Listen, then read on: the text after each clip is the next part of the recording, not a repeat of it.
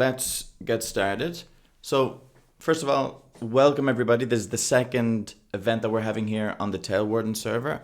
As you know, we aspire to be a community that delivers features and version updates on Commissar and Tailwarden. But not only that, we'd kind of like aspire to also be a gathering place for open source enthusiasts in general to learn, to share, and to grow in everything that has to do with DevOps and everything that has to do with cloud in general. And the way that we've been finding to do this, to be able to offer this more of like an expansive view of what a community can be, is through these events. So this is the second event, which is a virtual workshop. But if you head over to the Discord event section, you'll see that we have the next one scheduled, and the next event will be an AMA session with community builder Bart Farrell, which will take place on the 27th of this month. So don't forget to head over there and click I'm interested if you want to join, just so you don't miss it. But yeah, so apart from virtual workshops, we're going to have AMAs also, and very shortly, also stay tuned to the event section, because we'll start with this new kind of version of events, which will be the Tailwarden Book Club. And so stay tuned for that, because we're pretty excited to get that going also. And again, these are events that are kind of geared towards bringing value to the community. So if there's anything else that you think could be interesting, please propose it, and I'm sure we'll give it a fair shake. So this is the second virtual workshop, as I mentioned. The difference between this one and the previous one is that it might be a little bit longer due to the content that we have to cover. So just a heads up, this one might take somewhere between 45 to 60 minutes, but don't worry if you can't hang around for the whole duration, because we will upload the full workshop to YouTube later on, and we will also publish in the coming days a blog post documenting all of the different steps and referencing the different code snippets that will be relevant. Cool. So let's jump into the specifics of today. So today's workshop will consist of a full walkthrough by our CTO, Mohamed, who'll show us not only how to build a Jenkins cluster on AWS using Terraform and Packer, but we'll also jump into the best practices along the way to create a CI/CD pipeline for a simple serverless app. All of the code, as always, will be available under the Tailwarden org on GitHub for you to play around and for you to use for your projects as you see fit. We ask that if you have any questions throughout the session, just throw them into the chat. Hopefully we won't have to wait till the very end to address them. If there's any kind of lulls in the session, if there's any gaps, if we're waiting for something to load, we can jump on some of the questions. And yeah, that's pretty much it. Let me tell you a little bit about the speaker if you don't know about him yet. So Mohamed is a software engineer with a vast experience in the DevOps world. He's a regular conference speaker, and he's an author of several books around serverless distributed applications, and good for us for today because he's also a published author related to Jenkins and CI/CD. So we're definitely in good hands. Before I hand it over to him, I just want to say that I will, once I stop speaking, I'm going to mute this channel. That way, if anybody joins afterwards, in case their mic isn't muted, it'll just be muted by default. And then yeah, if you just want to ask a question, as I said, just use the chat. And anything else? So yeah, at the end, once the session is over, I'll come back in to give a bit of info about the giveaway that we're going to have at the very end. And yeah, so I'll hand it over to you, Mohammed. Thanks again, Cenk, for the intro. So welcome everyone. So this is the second workshop of the Warden's Assembly monthly series. So in case you have missed the first event was about building a serverless app with AWS Lambda, ChatGPT, and Twilio. But if you missed the event, you can find the source code of that event as well, like the recording to watch like the full workshop. You can find it on the virtual workshop public repository under Warden organization. And later on, once this workshop is done, we will be also uploading the recording as well the source code that will be used through this workshop on this Git repository as well. So with that being said, the goal of this session or this workshop is to build a Jenkins cluster. So I'm gonna first showcase the diagram of the architecture we are going to build by the end of this workshop. So this is what's going to be built by the end of this session. So basically, the goal is to build a Jenkins cluster in AWS. And for that, we are going to use two automation tools. The first one is Packer, and the second one is Terraform. So first, we are going to start with Packer so that we can build our machine images. So basically, we need two type of images or two images. The first one is for Jenkins master, and the second one is for Jenkins workers. As you know, like since we want to build a Jenkins cluster, so we have two components. We have the master, which has this responsibility of scheduling the builds on the workers. And then we have the workers, which basically are just agents or nodes that will be building like the CI/CD steps. So for that, we will need like two different machine images. And since we are going to deploy this stack on AWS, the images we are going to build are Amazon machine images or basically AMIs. So for that, we are going to use Packer to bake those images. Once this is done, then we are going to leverage Terraform so that we can deploy this stack. So we are going to deploy it on AWS. So we'll have like an EC2 instance that will be holding the Jenkins master. And then here we will have like an auto-scaling group of workers, since we want the number of workers to be scalable. And we want our cluster to be self-healing and scalable based on the number of builds or the number of projects that need to be built by Jenkins. And for that, we want like this number of workers to be scalable based on the workload. And for that, we are going to use auto-scaling groups. And to be able like to increase the number of workers or decrease the number of workers, we are going to leverage CloudWatch. So we are going to create two CloudWatch policies. The first one is to scale out the cluster. So basically, it will create or deploy a new Jenkins worker if the CPU utilization of the cluster is over 80%. And the second policy is a scaling event, which basically will reduce the number of workers by one if the CPU utilization of the auto-scaling group is less than 20%. So the goal is to have like a self-healing and a scalable Jenkins worker that depends on the workload. And we want like to automate the overall process so that like the cluster will be immutable. What I mean by that is that like we can destroy and spin up a new cluster really quickly with all the needed configurations. So all the plugins, all the configuration of the cluster will be like baked on Packer, and also it will be automated through Terraform. That way you don't need to worry about like installing the plugins or like configuring the credentials or making sure that when a new worker has been deployed that you add it to the cluster.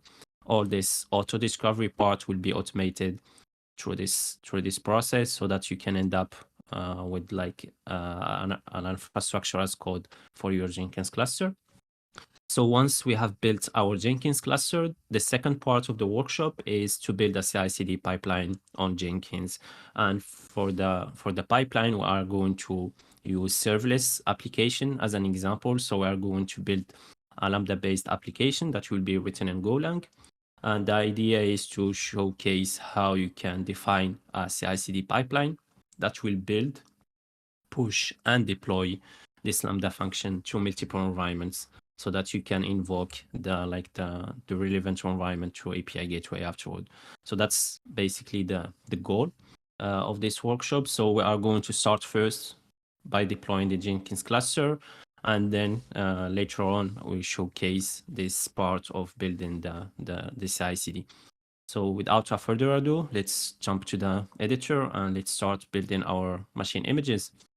So the first part of the workshop will be building the images. So if you have seen the diagram, we have two images to be built. The first one is for the workers, and the second image is for the master. For that, I'm going to leverage Packer for that. So Packer allows you like to start with a template file, which basically like a JSON file where you define the artifact that you want to build, and the artifact can be like different things. It could be like a virtual machine image, it could be a Docker image, it could be also an Amazon machine image, which is the case of our workshop. And then Packer will like provision a temporary instance, and then will provision or run like some scripts on that temporary instance so that it can create afterward an image from that instance that will hold all the configuration and all the dependencies that you will need. So for this scenario, I have created a JSON file for my worker. So basically, since I'm gonna build my machine image on AWS, so I'm gonna use the Amazon EBS builder. And the idea is to launch an EC2 instance, which will be a medium T2 instance, which will be running based on the Amazon Linux image. It will be running on the Frankfurt region, and then it will use my credentials that I have already set up through the AWS CLI. Once this is done, it will use a bash script that I have written to like configure this temporary instance or this builder. So the script is quite simple. So on the script for the image of the workers, I have defined all the dependencies or all the tools that I would need. Excuse me, a Mohamed. worker to have. Yeah. Could you just increase the size of the code just a little bit? Yeah. How about now? Yeah, that's better. Cheers. Cool. So yeah, like the goal for a worker is to have all the tools and dependencies to be an agent or to be a builder. And since our workers need to interact with our Git server and also build like the binaries, etc., etc. So here I have installed the Git client, and also I will install the Docker Community Edition as well the Java JDK, which is a dependency needed by the Jenkins master to establish a connection with the Jenkins workers. Of course, this is like the minimalist script of what a Jenkins worker should have, but again, this can be more customizable based on your needs. For instance, if your Jenkins workers need to build a Python project or like a Node.js project, you need like to install the relevant dependencies or the relevant runtime so that the builders or the workers will be able to build your project. But as a rule of thumb, like Docker can be used most of the cases, and you can use Docker to build all like your projects.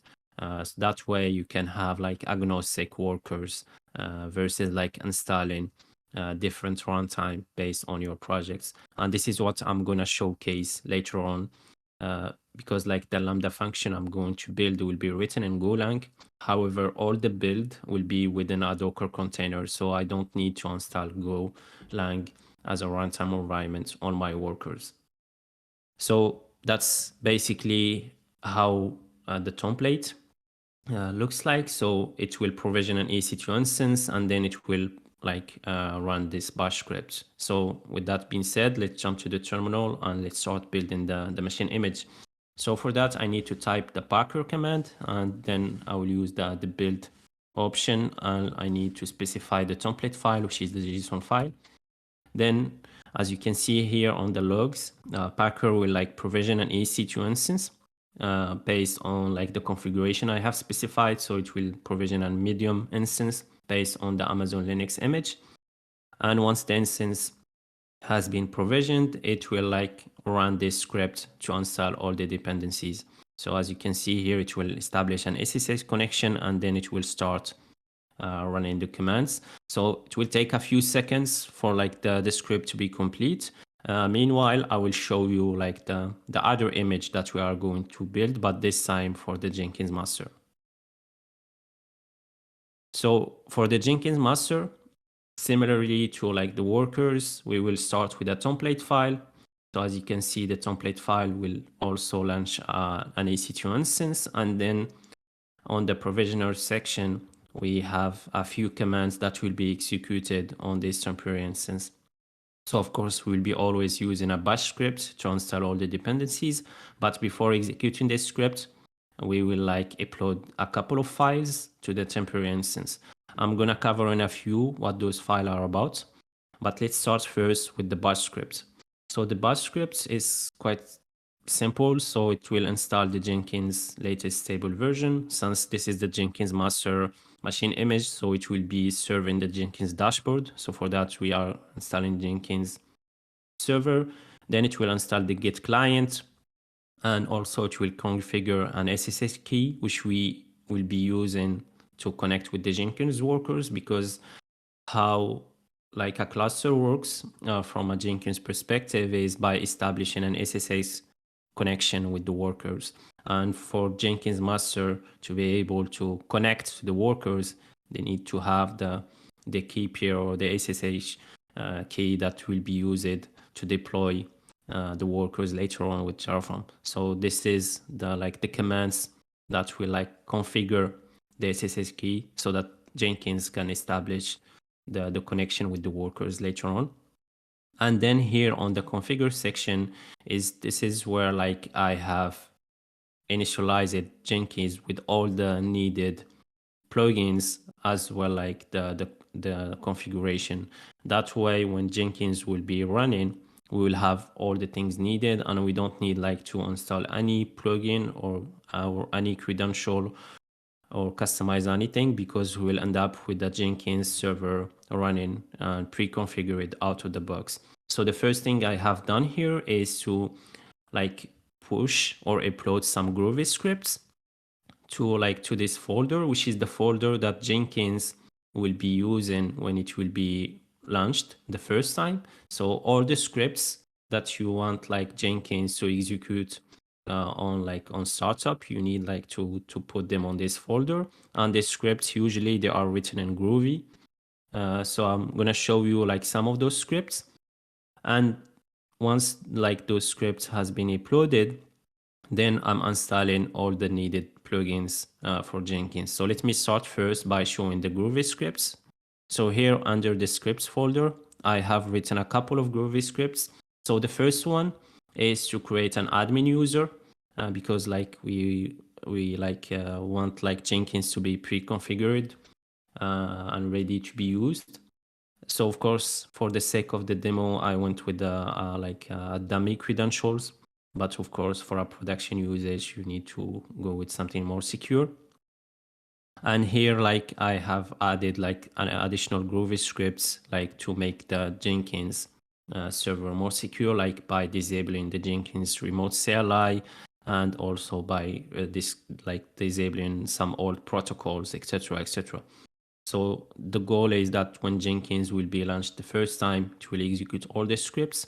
And that way you will have a Jenkins pre-configured with like an admin user that you can use to connect to the dashboard. Also, I have written a bash script, which basically will install all the plugins that you need like to build a project or set up a CI/CD pipeline on Jenkins. So here I have a list of plugins that I would need. Again, probably you won't need all those plugins. And then this script will take this list of plugins and will install them one by one from the registry or the official registry of Jenkins. So that's basically how you can end up with a Jenkins server with all the plugins and all like the configuration and credentials. So as you can see, like the Amazon machine image for the worker has been built. I won't like build the Jenkins master AMI because it will take a few seconds like to finish. So I have already built the image before the workshop, but let me jump to the AWS console and I will show you this new AMI that we have built with Packer. So here on the images section under the EC2 dashboard, as you can see, I have two images, one for the Jenkins master and the second one is for the workers. So now we are done with this first part. Next, we are going to build or deploy our infrastructure on AWS based on those machine images. And for that, we are going to leverage Terraform. So here for Terraform, I have a couple of template files that are quite simple, self-explanatory. So the first one is to deploy a Jenkins master. And for that, the Jenkins master will be deployed within an EC2 instance. So we are going to deploy an EC2 instance, and this EC2 instance will like use the Jenkins master AMI that we have built before. And this Jenkins master instance will be attached to this following security group. The security group will allow traffic on port 8080, which is the port where like the Jenkins dashboard will be served. And also it will enable SSH. Of course, as you can see, this is like not the recommended practice. So if you are going to use this for a production usage, you need like to restrict the CI there, like to like an address or a range that you trust, or like deploy your Jenkins cluster within a VPC on a private subnet and access like the SSH from a Bastion host, for instance. But for the sake of this demo, I'm going to allow traffic from anywhere. So this is for the Jenkins master, so it will be deployed on a simple EC2 instance based on the AMI. However, for the workers, since we want them to be scalable and want like the number of workers to depend on how many workers we want or we need during a specific time. So for that, we are going to use an auto-scaling group. So the first thing to deploy an auto-scaling group is to define a launch configuration, which is basically a blueprint of like how this auto-scaling group, will looks like, and also the configuration of your workers. So again, the workers instances will be using the Jenkins worker AMI that we have built with Packer, and then they will be using an instance profile. So basically an instance profile will be based on an IAM policy, and this IAM policy is the following. Like it gives the workers the permission to interact with S3 and Lambda. Why S3 and Lambda is because during like the workshop, we are going to build a CI/CD pipeline. And one of the steps of the CI/CD pipeline will be to update the Lambda functions or deploy or push the binaries to an S3 bucket. So the workers will need to have access to S3 and Lambda. Of course, I could like make this more granular and follow the less privilege principle, but again, for the sake of the demo, I want like with the wide open permissions for both S3 and Lambda. So again, the workers will be using this instance profile so that they can build our CI/CD pipeline.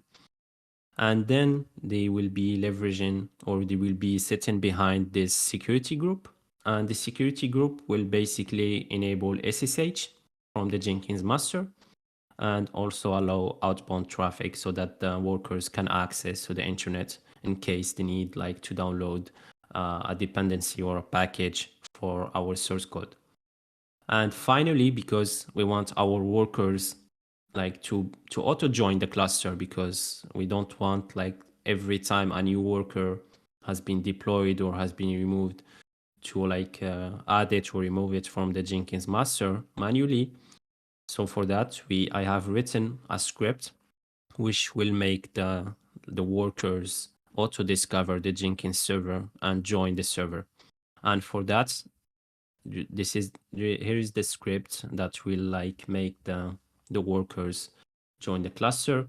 So it's quite simple, even though it looks quite complicated. So it's quite straightforward. So what this script does is it will fetch like the instance name and the instance IP from the EC2 metadata. So as you can see here, and then it will like send a request to the Jenkins server to execute this following Groovy script. And this Groovy script will basically ask Jenkins server to establish an SSH connection with this private IP of the worker. And if you remember, when I have been showing the Packer template for the Jenkins master, I have configured the Jenkins machine image for the master to have access to SSH key of the workers.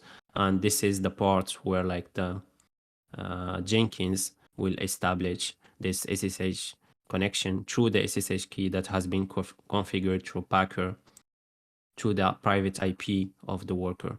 That way, like the worker instance will join automatically like the cluster, and this is done through like the user data property. So once the launch configuration or the blueprint has been configured, here I have defined an auto-scaling group based on that blueprint, and I have defined the number of instances or of workers that I want to have. For this demo, I started with like no workers because I want to showcase first the Jenkins master. And here I have specified the max number of workers. And also because I want the workers to be scalable, like I want the number like to resize based on the need. For that, I have defined two CloudWatch policies. The first one is to trigger a scale out when the CPU utilization of my auto-scaling group is over than 80%. And the second CloudWatch policy is to trigger a scaling event, which basically will remove an instance if the CPU utilization is less than 20%. And finally, here I have defined a load balancer that will sit in front of the Jenkins master so that we can have access to the Jenkins dashboard. And then I have configured an DNS alias just to have a user-friendly URL to access the Jenkins dashboard. So that's basically the different components we are going to deploy on AWS. So now I'm going to jump to the terminal again, and I'm going to run Terraform apply to deploy this stack on AWS. So I'm going to use the Terraform apply, and here I will pass the variables which files which holds the credentials to my AWS account. So as you can see here, we are going to deploy 16 resources. So I'm going to confirm that. And as you can see, Terraform is now deploying the overall infrastructure on AWS. So now it's creating the security group for Jenkins, and now it's deploying the Jenkins master EC2 instance. So you can see on the AWS console that a Jenkins master instance has been launched. Now it's been creating the auto-scaling group as well the auto-scaling policies based on CloudWatch alarms. So give it a few seconds to finish, and then we will access the Jenkins dashboard through this domain or subdomain that we have created as a pointer to the Jenkins load balancer. Mohamed, just while that's loading, I just wanted to quickly ask you, in the previous step when we were building the AMIs, even though you did kind of build in all of those external plugins, it doesn't seem that we're doing something that diverges too much from like what a default kind of cluster deployment would be. Is it possible to not have to build the AMIs themselves and just be able to like grab them from AWS from the marketplace? Have you done that before, or would you always recommend actually building the AMIs? Yeah, I would recommend building the AMIs because otherwise, when you launch the Jenkins dashboard, you will end up with something which is by default doesn't have like the necessary plugins and the necessary credentials. Like for instance, if you like end up grabbing the Jenkins from the marketplace, or just by spinning up an EC2 instance and downloading the binary from the official website, you will have like a wizard that will guide you through the creation of the admin user, as well like the installation of plugins, which could be like a lot of work to be done. And also in case like your cluster was down for some reason, or if you want to replicate the same architecture on a different region, or like do some kind of migration, you need like to go through those steps again. And that's why like tools like Packer allows you to create this kind of strategies, which we call immutable infrastructure, where like you can destroy or spin up your infrastructure anytime you want, and you will end up with anything with like an out of the box ready to use Jenkins. So it saves a lot of time, and also like makes you be ready in case like things goes wrong at some point during the usage of the cluster. So that's how like using or baking your own images could be useful. DNS request will just point you towards VPC labs, and we will handle all the network connectivity and getting you to our, which is doing all the higher. So now, as you can see, like the Jenkins server has been deployed. Now I can access the server from this link or through the load balancer. I'm going to use this user-friendly link from now on. So it will take a few seconds for the DNS to check. Meanwhile, I'm going to use the load balancer and give this link a try in a few. So let's check if the load balancer health check has passed. So if I click on this, so this is the load balancer that was created. So it says that there is an issue with the instance. Let's see. So the instance is still initializing. So let's give this a few seconds to complete the health check. Otherwise, I can SSH to the instance and see if the Jenkins master is running.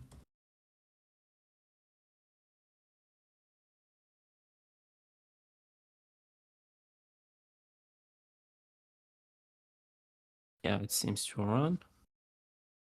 So it's just the health check of the load balancer that's taking some time. So what I'm gonna do is maybe I will try to force it again and give it a few seconds to complete the health check.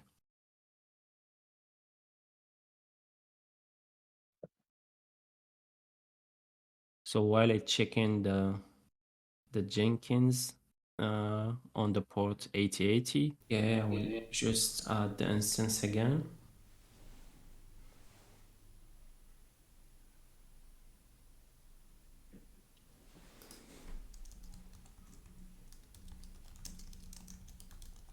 I will add it to all the.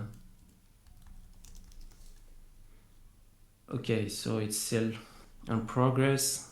Let's give it a few seconds, and now it's working. So if I try this one, we should have access to the dashboard, and I think we can also use this one from now on. So now I have a Jenkins dashboard is running, so I can log in with my credential that I have specified with the Groovy scripts. So as you can see, now I have my Jenkins server running, and also I have all the plugins needed. So if I went to this manage section and started plugins, you can see that all the plugins that I will need have been installed, and that's how it's useful to like bake the images, because you can end up with a Jenkins that is already can be used. I have already configured some credentials also through the Groovy script. So for instance, I have also configured those credentials that I will be using to interact with my GitHub repository as well to connect with the SSH workers. So just to circle back to your question, Jake, in case I wanted to do that from scratch, I would need to configure all of this every time I'm spinning up a Jenkins cluster, while now all this configuration can be like stored on my GitHub repository and can be treated the same way I treat like the infrastructure. So I will end up with the configuration as code for my Jenkins cluster as well. So now we have our Jenkins master, but we don't have the workers yet. Because if you remember here, I have set the minimum size of the workers autoscaling group to be 0. So now what I can do is to increase it to 2. So I will launch 2 workers and I will run Terraform apply command again. And it will like run or deploy 2 EC2 instances or 2 workers for my cluster. So if we go back to the instances section, as you can see, I have 1 worker that has been created, and I will have another one that will also be deployed in a second. Yeah, I think I don't have enough. I don't have enough T2 medium on my availability zone. Let's try again to see if AWS can give me another one. Yeah, so I have now 2 EC2 instances. So now the goal is to end up with those workers joining the cluster automatically. So let's try this again. So I guess the goats of demo are not with me today. It should be working. And it's are 2 workers minimum? No, not minimum. Like just to showcase, just to showcase like how you can create a cluster. You can use only 1 worker, or you can also use Jenkins as a standalone. Like you can use the master also for the build, but it's recommended if you have a lot of project to build to have to use the master only for scheduling and have workers or nodes for the build. Understood. Cheers. Okay, so let's check the load balancer again and see what is wrong with this. So again, okay, I need to add this here. Okay, now if we give it a second, so as you can see now I have my 2 workers and they have joined automatically the cluster. So what we're gonna do next is try to test the scale out policies, and for that I'm gonna use CloudWatch to monitor the CPU utilization. And if you remember, I have configured 2 policies. The first one to add a Jenkins cluster if the CPU utilization is over 80%, and the second one to reduce the number of workers if the CPU utilization is more than is less than 20%. And to generate like CPU, I'm gonna use like an open source tool called Stress. So I'm gonna like connect to the 2 workers, and I will generate some fake processes on those 2 workers that will generate more than 80% of CPU utilization, so that it will trigger the scaling of the cluster, so that we can end up with another worker joining the cluster. So as you can see, it has already like removed a worker because we have less than 20% of CPU utilization on the cluster. But let's make the cluster add a new worker, and for that I'm gonna go first to the CloudWatch dashboard. Then I have some alarms that I have created with Terraform. So the first one that will like check the CPU utilization. So as you can see here, for now the CPU utilization of my workers is under 5%, while the threshold is 80%. So to generate the CPU utilization, I'm gonna connect to my workers. So I'm gonna connect to to this instance, to the master first, and from the master I'm gonna connect to the workers. So I'm gonna SSH to the master,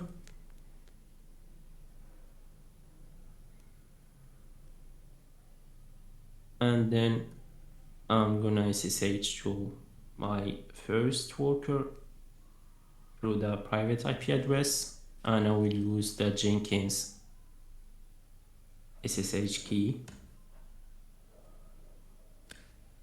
So what I'm gonna do is on the first worker, I'm gonna install the following tools to generate some load on CPU and memory. So the first tool will be HTOP, which will give me a visualization or like some kind of dashboard within the terminal to monitor the CPU usage. And then I will install StressNG, which is a tool that will allow me to generate like some load on my machine. So the command I'm gonna type is the following: S3ng. I will, since we are using a T2 medium, so we have 2 cores of on the CPU. So here I'm gonna like use the 2 CPU cores of my machine, and then here I will like generate some fake processes that will generate over 85% of CPU utilization. So as you can see here, when I run HTOP, as you can see on my on this worker, I have like some processes that are taking more than 85% on each core of the machine. However, this won't trigger like the scale out, because for Jenkins to trigger or for the CloudWatch to trigger the alarm, we need to have like 80% CPU utilization on the average. So that means that the both workers, the average of the CPU utilization for both workers should be over than 80%. And for that, I'm gonna like do the same operation, but this time for the other worker. So I'm gonna just split this terminal again. I'm gonna connect first to my master instance. And sorry, that would be the average over what time interval? 2 minutes. Okay. So now I will connect to the private instance. I think this is the one. So again, SSH to this instance. Just checking if this is the right instance. Okay, this is the right one. So again, I'm installing the same tools.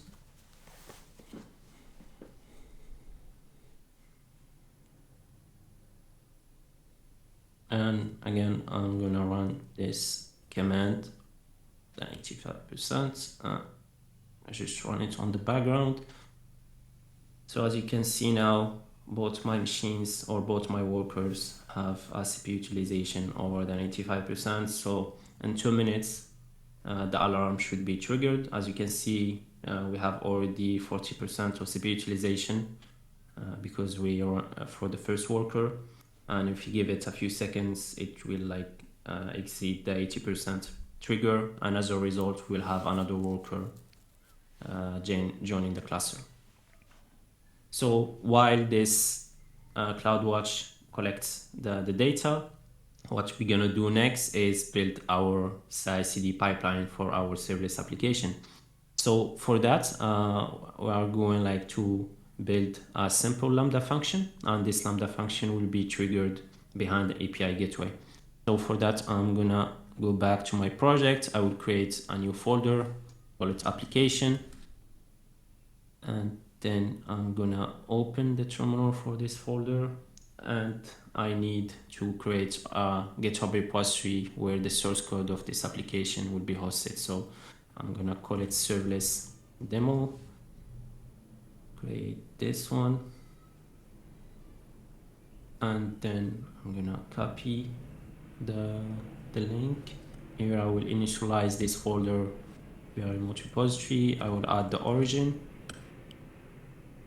Then I will create 3 branches, develop, pre-prod, and master. Each branch will represent a runtime environment. So develop would be for sandbox, pre-prod would be for staging, and master would be for production. So I'm gonna create this one, and then now I will push this one to master, and then I will create the pre-prod branch, do the same, then I will create the develop branch. Okay, so now I'm on develop, sorry, and I have 3 branches, and now I just have dummy readme for now. Let's check the CPU utilization. If it's, yeah, as you can see, it crossed like the 80% threshold. So again, it should wait, it should be, will stay like over 80% for 2 minutes for the alarm to be triggered. Again, I went with 2 minutes on Terraform, but this is something you can of course change based on your use case. So I will give it a minute and then this alarm should be red and it will trigger like the scale out of the cluster. As a result, we will have another worker joining the cluster. So while the CloudWatch is collecting the data, I'm going to go back to my source code. So for the application, as I said, I'm going to build a Lambda function. So this Lambda function will be written in Golang. So here I will create a main.go file. Here I will declare the main package, and then I will write my function handler and also create my main function, and I will register the handler to be the entry point of my Lambda function. Let's check if this is working. Yeah, it's still like, yeah, let's give it a few seconds. So now what I'm gonna do is like write a Lambda function that will return like some dummy JSON payload, like printing the runtime environment. So for that, I'm gonna like use API gateway, which will be like the entry point to trigger this Lambda function. So my Lambda function will return an API gateway proxy response and return an error if there is an error.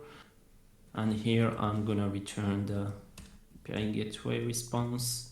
So it will be at 200 because it will be successful. And here I'm gonna like pass my message. So here I'm gonna define a struct which will be the output of this Lambda function, and it will return a message.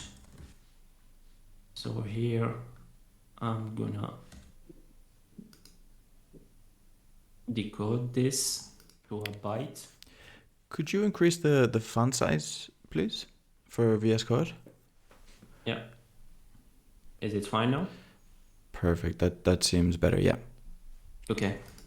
Then here I will pass it this way, and I need to create my output, which will be just printing something basic, which is running in, and here we will print the environment variable. So this is just for clarity, I'm gonna go with this. Then it will return a null. So as you can see, meanwhile, like the alarm has been triggered, and if we look to the history, we can see that it triggered a scale out, and we should have another worker joining the cluster. So now I have 3 workers. So if I refresh this one, as you can see, I have 3 workers. So yeah, so that's basically how you can scale out or scale in your cluster automatically based on the CPU utilization. Of course, this is like the simplest metric, but you can like customize your alarms to be based on other metrics like the number of builds that are waiting in the queue, or like the memory usage, or other advanced metrics. So I'm gonna just like kill the commands that I been running so that I can use those workers. So again, I'm just gonna use the ps command and we'll look for the process and I will kill it for both workers. So now if I type htop again, as you can see, now it's back to the normal, and I'm gonna do the same for the other workers. So I'm gonna use the stress command and I will kill this again and it should be fine. Now my workers should be fine. And again, in a few minutes, the CPU utilization will be back to like less than 80%, maybe less than 20%. And as a result, another worker will be removed by the auto scaling group due to the CloudWatch scaling policy that will be triggered. So now to go back to our Lambda function. So to summarize, I have created a simple Lambda function that will return a JSON payload with a message attribute that will print like the name of the environment of the Lambda function. And here I'm just gonna like manage some cores here, like to say that this is a JSON payload. Just fix this typo. So now we have our Lambda function. So what I'm gonna do now is push this Lambda function to the repository so that we can create a project to build this application on Jenkins. So I'm gonna push this to develop, of course, and like in real world, I would use a feature branch, but here, for the sake of simplicity, I will push everything to the develop directly. Lambda function. So now if I push this to develop, now I have my source code here on the develop branch. So now I will create a project. So I will call it Serverless demo. And the type of the project will be a multi-branch pipeline because we want to like manage multiple environments or discover all the 3 branches that we have created. So it will be a multi-branch pipeline. So I'll click on OK, and here I need to define where the source code is hosted. So it's hosted on Git server. Here I will copy the clone git clone link. I can pass the credentials or not because this is a public repository, so I don't need to pass the credentials. But since I have them already, I will use them anyway. And here you can define how Jenkins will discover those branches that you have on the repository. So by default, it will discover all the branches, or basically it will like check all the branches that you have on the repository, looking for a Jenkins file. However, you can specify or you can limit the branches or like limit Jenkins to just like discover the pull requests or the tags. It's quite advanced, but here for this demo, I'm gonna allow Jenkins to discover all the branches. So by default, it will look for a Jenkins file on the root folder.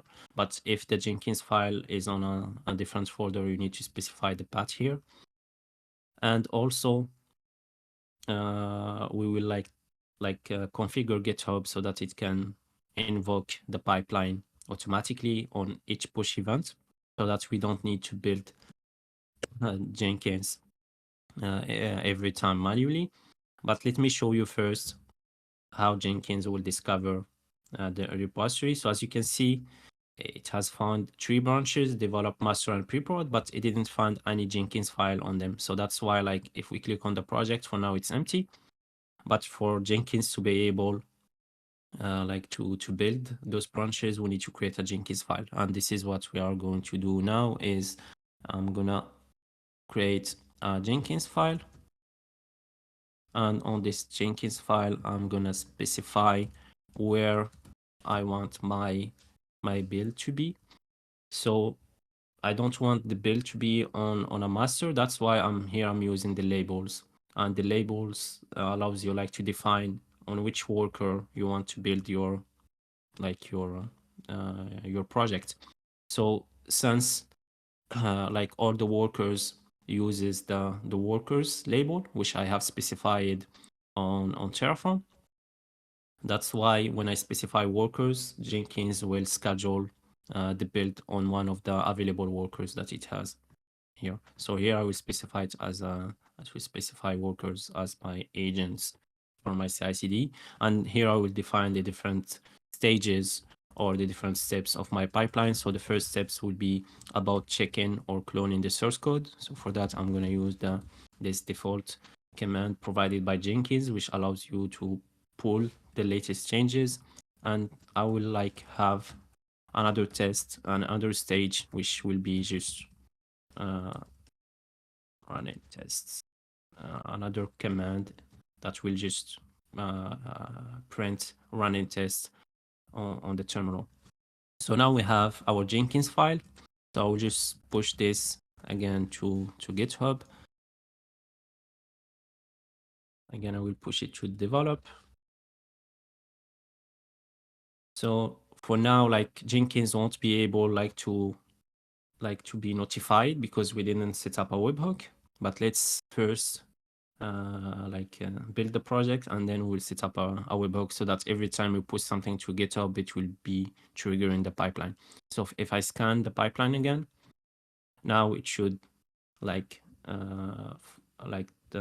find a develop branch because it has the Jenkins file. So as you can see here, it will build the different stages. So we have 2 stages, one checkout and test. And basically we will have here 2 stages. And here you can see, of course, the logs. For now, it does nothing, so just print running test. So what I'm going to do now is make a webhook between my repository and my Jenkins cluster, because I don't want to build or click on build the project every time someone is pushing something to my repository. So for that, I'm going to click on the scan by webhook. And basically here, I need to define a token that I will be using on the GitHub webhook so that Jenkins can know that this is the project that needs to be triggered. So for the sake of the demo, I'm going to go with the name of the project. And then I need to add this to the GitHub project. So I will go to the settings part, go to webhooks, and then I will add a webhook. So I need to add my password. And here I need to enter the name, the server URL. So it is under Jenkins commissar.io, and then I will add this path that was provided by this scan webhook option. And for the token, I will use this one that I have defined. So I'm just gonna do this, and then I will save. So now for the content type, I will choose application JSON, and I want Jenkins to be notified only for a push event. So I will click on add webhook. So if I refresh again, as you can see, it's successful and it delivered the dummy test. So now what we're gonna do is make the pipeline more advanced, and for that we are going to build our Lambda function to create a deployment package, and then update the Lambda function that we have on AWS, so that we can update the Lambda function based on the runtime environment. So first I'm gonna copy a command that I have here already. So this command basically will add a build stage, and this build stage will basically build a Docker file, which I'm gonna create in a few, and this Docker file will build the binary, because if you remember on the workers, I don't have the Golang as a runtime environment, and for that I'm gonna build the binary within a Docker container. That way I don't need to install Go on each worker. And then once the binary is built, I'm gonna create a zip file based on that binary. So first thing I need to do is create a Docker file. So the name of the Docker file will be dockerfile.build. So here I will have dockerfile.build. So first thing is I'm gonna use the base image, which will be Go 1.20, which is the latest version. I will specify a working directory. Then I will copy everything here and I will run the go get command. Then I will run the build command that will like compile and build the binary for AMD 64, which is the architecture that AWS Lambda uses in the background. And I will use the go build command to generate a main binary. And this is the binary that I'm copying here and I'm placing it within the zip file. And before pushing this to GitHub, I need to initialize this to be a Go project. And then I need to specify, let me specify this, go in it, name of the application. Sorry, should be. Okay, so now I have this file that holds the dependencies. And finally, for the Jenkins file, I will need to push it to GitHub. So now we are ready to push this build Docker image. So now if we push this to develop, the pipeline will be triggered automatically because we have defined the webhook. So as you can see, the pipeline has been triggered and Jenkins will schedule this on one of the workers. So if we go here, yeah, so I have an issue with Docker. I think this is not the name of the image. Let me check. What is the name of the official image? Okay, it's called it Golang, not Go. So let's fix this quickly here. So if I push this again,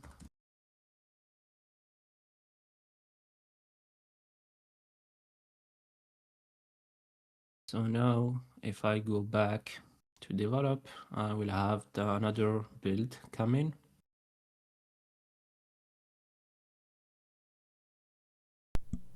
Sorry, while that build is coming in there, Mohamed, Kunal was just wondering, speaking of that webhook there that connects the GitHub repo with Jenkins, which events does the webhook listen for? And have you predefined those events somewhere? Yeah, so basically here I'm using the push event. So as you can see now it's building, so it's pulling the Golang latest image and then it will build the binary as you can see here. And once the binary is built, we'll use the docker cp command to copy the binary and create the zip file. So now we have a zip file. So the second step will be to push this zip file to an S3 bucket. And for that, I'm gonna update the Jenkins file again, and I'm gonna copy a command that I have here. So basically, this command will like use the AWS CLI, and it will use the AWS S3 CP to push this deployment.zip file to my bucket. So here I have some variables that I need to define. So shall we just copy from here? So the first variable will be the name of the S3 bucket, where like the different deployment packages will be stored. The second bucket is the name of the Lambda function. Also the region where like the bucket is stored. And here I have created a map and Groovy, which basically for each like a branch, it has like the corresponding environments, which I'm gonna showcase in a few why this is needed. So for develop, it corresponds to sandbox, for pre-prod it's staging, etc, etc. So here for the push stage, I don't want like to push my deployment.zip like to the S3 buckets unless if like I'm running something or I'm pushing something to develop pre-prod or master. So basically on the pull request, the only thing we will be doing is running tests. Of course, I don't have any tests here, but you can add tests afterward since the source code will be available on the repository, and also build in like the binary. While for the push and the deploy, stages will be done only if we are pushing something to develop or pre-prod and master. So for that, we are using this environment variable provided by Jenkins, which is called branch name. And if this condition is true, then we are running this command. So as you can see here, I have like a hard-coded name for my zip file, but of course you can, if you wanna like use this on production to avoid overlaps, especially if you have like different multiple builds running at the same time, you can use the commit ID as a name for your zip file. That way you can also have a history of all the builds that have been done in the past so that you can roll back to a specific build if something goes wrong in production or on a different environment. So here I'm gonna push this zip file to this bucket and also within this function name folder. And for each function, and here I have only one function, so within this function I will have 3 folders, one for production, one named staging, and one named sandbox. And to be able like to convert based on the branch to know which runtime environment I should put the deployment file in. I'm using this map that allows me like to, based on the branch name, I can get the corresponding environment. So now if I push this to GitHub again, I should now have another stage that push the deployment zip to S3.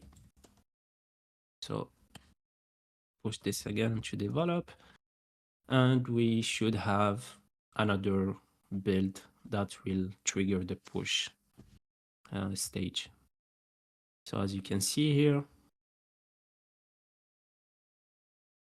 so let's check the console. So again, it's building the image, and then it will deploy it will create, the deployment package and push it into the right folder on the S3 bucket, which we're gonna see in a few.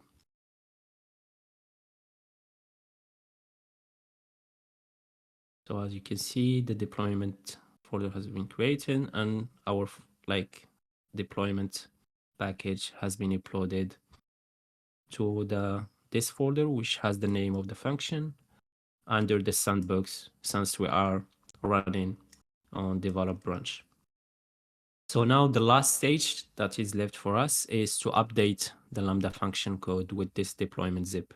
And for that, I need to create the Lambda function first. So I'm gonna go to the Lambda console, and then I will create a new function, and the name of the function will be the name that we have specified on Jenkins file. So I'm gonna go here, it should be a Golang, create function.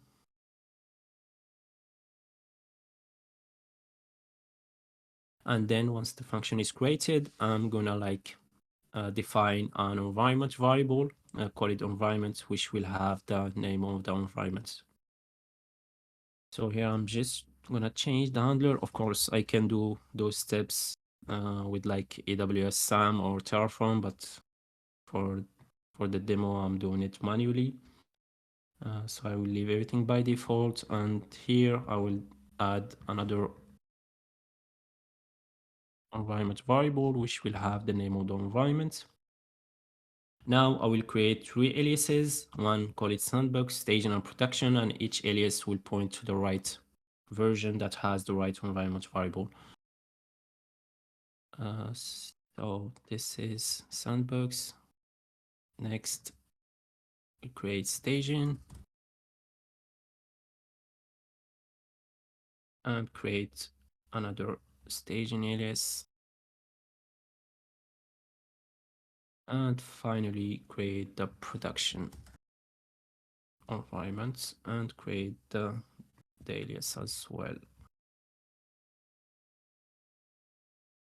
Okay, so now we have a Lambda function that does nothing because we didn't deploy the source code yet, but this function has 3 aliases. Each alias points to the right version that has the right value for the environment variable. Next, I'm gonna create an API gateway so that I can trigger this Lambda function. So we'll create a RESTful API, call it demo. Then I will create a resource. Let's call it demo, for instance. And I will, within this resource, I will create a get HTTP method that will trigger this Lambda function. And since I have 3 aliases, so I want to invoke the right environment. So for that, I'm gonna use stage variables. So I'm gonna use stage variables, and the name of the variable will be alias. So I need to copy this because I need to give API gateway the access to trigger those functions. So I'm gonna create a new text file, and I'm gonna copy this, and I will give API gateway the right to invoke the 3 aliases. So this is for sandbox, this is for staging, and this is for production. Now we need to deploy this Lambda function. So I will create 3 stages, and for each stage I will create an alias, which will be sandbox. And then I will create another, yeah, we do it from here. And then I will create another stage, which would be staging. And this one will have another stage variable pointing to the staging alias of the Lambda function. And finally, I will deploy the production deployment stage. And again, similarly, this one will have the alias stage. Okay, so now if we deploy our Lambda function to sandbox, if we go here, if we go to demo, we should have nothing because for now the Lambda function does nothing. So that's where we need to add the latest or the last stage on the Jenkins file, which will be deploying the source code to the sandbox environment. So for that, I'm gonna copy this stage that I have created already in advance. So basically this stage is called deploy. Similarly, we are going to deploy the Lambda function only if we are pushing something to develop pre-prod and master. So the first thing we do is to update the function code based on the deployment zip that we have created. Then we get like the function environment variable from the current runtime where we want to deploy the function to. Then here I have added this slip command so that I can wait for the function to be completed. Otherwise, these commands won't pass.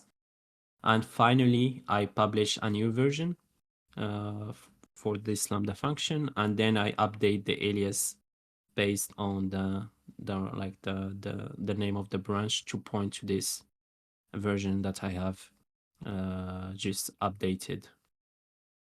So now if I push this, we should have a deploy. We should have a deploy stage added to our pipeline. So if we go back to the CI/CD, so we'll have another build and a few.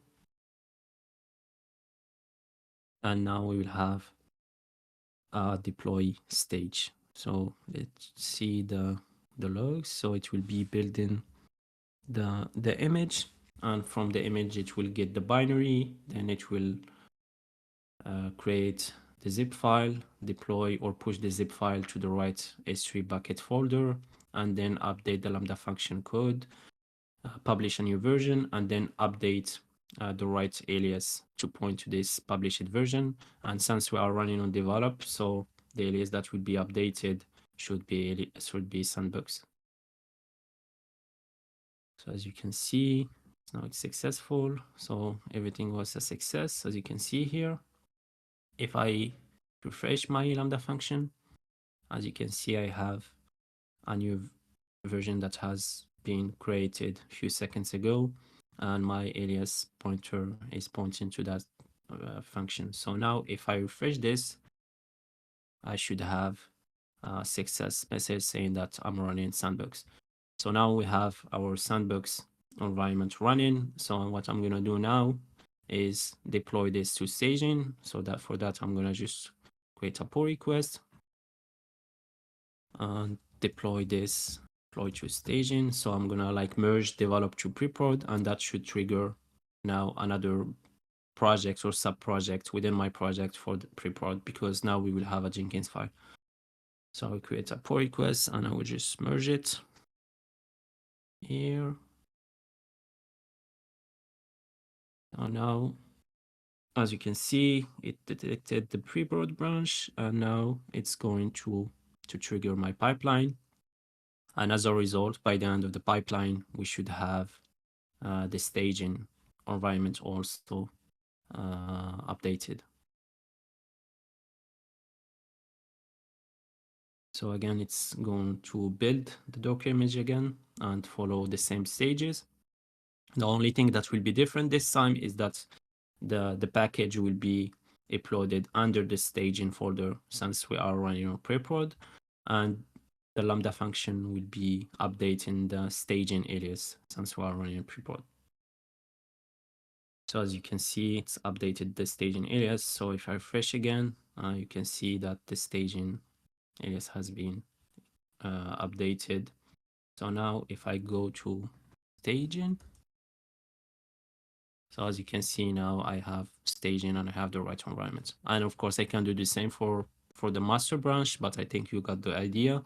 So that's basically how you can build a CI/CD pipeline for your Lambda function. Of course, there are a lot of things that you can customize and personalize. This is basically just like the basics of how you can build a CI/CD pipeline.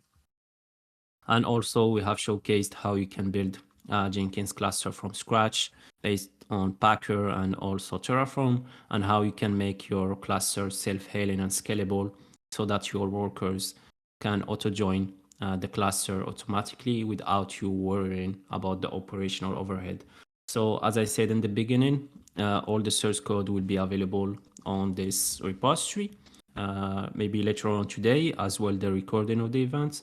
So if you have any questions, feel free, and looking forward to see what you can do with this pipeline. And that being said, I'm giving the mic back to Jake. Perfect. So yeah, just before we wrap up, we do actually have a question here from Kunal, who tried deploying Jenkins to an EC2 instance in the past, automating the Docker image and the container creation process. And he did it initially without using sudo. And without using sudo, he would get permission denied, and he would also get an error when he would use sudo. So he would have to, the workaround that he found was to add the Jenkins user to the etc folder in which he had this sudoers file. And yeah, he found this a little bit confusing, and he realized that you didn't use sudo anywhere when creating your Docker file. Is there any other workaround, or what's necessary for the privileges? Sure. Like, this is what. Let me share back my screen and can show how this has been done. Okay. So basically, this is what I have done, like within the big Packer steps.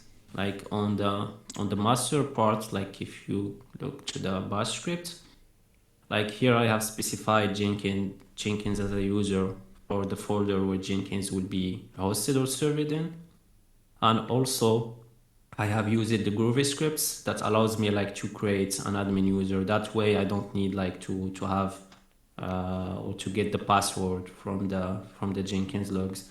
So you can like automate all of that either through Groovy scripts, but also by assigning Jenkins as a user to like this folder, which is basically I think the default folder where Jenkins will be installed.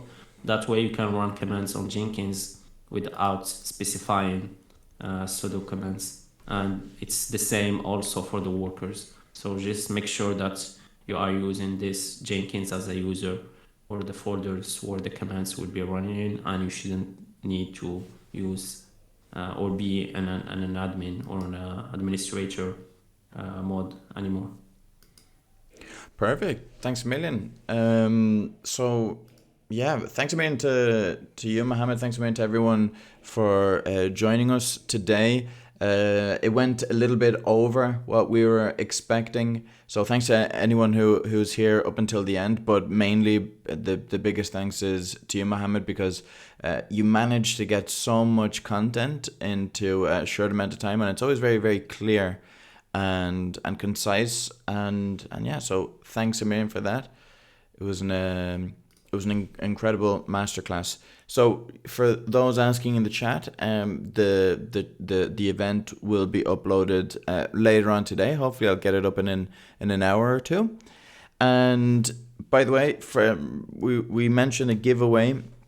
There you can see that Mohamed has a book called Pipeline as Code, published by Manning, which we have 5 free eBooks for. The only thing that we wanted to do is to in order to claim one of those eBooks, we've covered a few different technologies here, right? We've covered Jenkins, AWS, Terraform, Packer.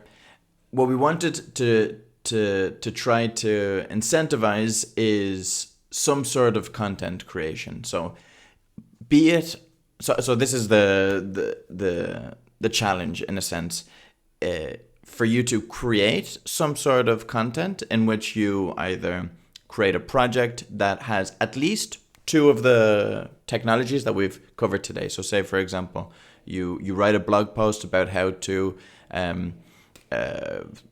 deploy a Lambda function to AWS. Well, that would cover 2 of the technologies. So it could be anything. It could be a blog post. It could be a podcast episode. If you have a podcast, it could be a YouTube video. It could be a short, whatever you want. But if you want to claim one of those ebooks, just upload one of your contents, maybe share it on Twitter, and just tag us. And if you do, we'll send it your way, because the book is it's a really good exploration of everything that we've seen in this workshop and more.